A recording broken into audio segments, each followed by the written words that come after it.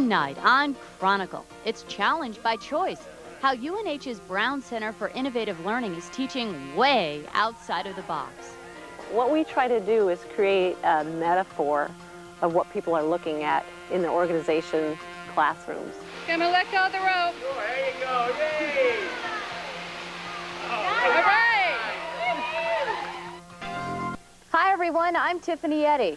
We're hanging out in Durham this week at a place where old dogs learn new tricks every day of the week. And I'm Tom Griffith. This is the Browne Center at the University of New Hampshire, a center for innovative learning where adventure-based programs are designed to build your self-confidence, your leadership skills, and help you expand your personal boundaries each and every day. And I say you've expanded your boundaries there, Tiff. Yeah, my boundaries are about 30 feet up off the ground right now.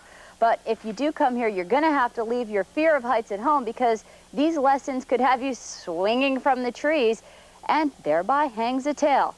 Take a look. It looked like your ordinary business seminar.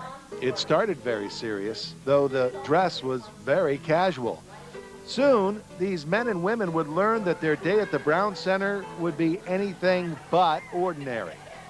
Pam McPhee would guide them through a day of innovative learning.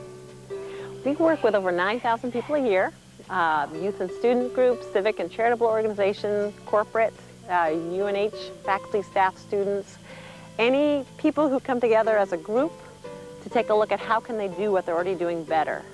The Browne Center sits among 103 wooded acres in the sanctuary of the Great Bay Trust in Durham. A partner with the University of New Hampshire, the Browne Center was named for Evelyn Browne, a pioneer in experimental learning, who wanted this place to be someplace special. What we try to do is create a metaphor of what people are looking at in the organization classrooms. For instance, Mrs. Smith's 6th grade. She might be having a hard time getting some of the children to speak, to talk about what questions they might have, to connect with other kids. So they'll come out here and using different, more engaging activities where maybe half the group is muted and the other half have to direct them. These more naturally quieter people will be given a voice. This is how you're gonna do it. Here are the rules and the restrictions. Buckets and lines cannot be moved, ever. Balls must be thrown into matching buckets from behind the line. So retrievers run the balls over, and then it's up to each team to work out who's going to catch for me. Okay.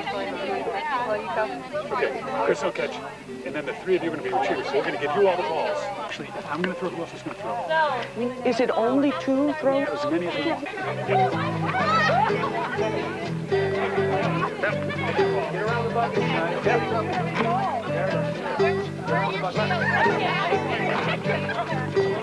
It started to look like the company picnic sack race. Rules and strategy. People were laughing, planning, plotting.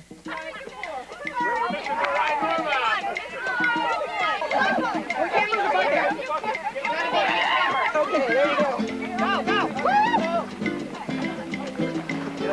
1, 2, 3. Then there was this contraption with eggs underneath. It had to be perfectly balanced or else those eggs would be scrambled.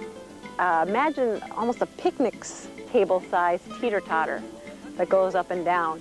The goal is to get everybody onto that teeter-totter and balance it without breaking the eggs that are underneath it. So it's around how do we balance as an organization or as a group that's working together. And there was more.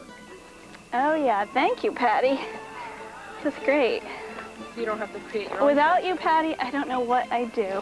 But I always feel that way. And then teamwork and timing.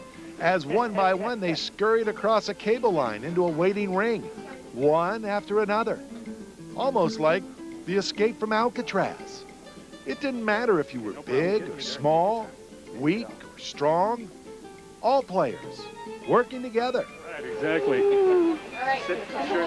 Okay, step on the feet. Then they were all deadly serious, and for good reason. When they strapped themselves into a sling and climbed a tree 30 feet into the air. It's a 2-person high element. 2 people climb up, one on one tree, one on the other, and ideally you switch in the middle, switch sides.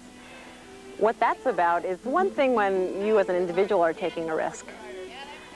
But in an organization, it's usually an entire organization taking a risk. So when we're all on edge, when we're all really pushing and really stretching, how can we work that out? Can we practice that here before we actually feel that in the workplace? One of the things we pride ourselves on is that we work with people with all abilities. So if someone is quadriplegic, they too have a voice in decision making and communication and leadership, followership, and they can do most of these activities. Okay? Yeah, you got me on break? I want more tension. All right, Rachel. Good. Hey, Rachel. You guys are great. A little more tension. More tension, Rachel. No, that's good. Okay. A little less tension. Let go of the rope, boy. I'm gonna let go of the rope. Oh, there you go. Yay! All right. And so, what happens when pledge mates finish rush? What do new skydivers do after the first jump? What happens when people accomplish something that may last a lifetime? It's a Kodak moment.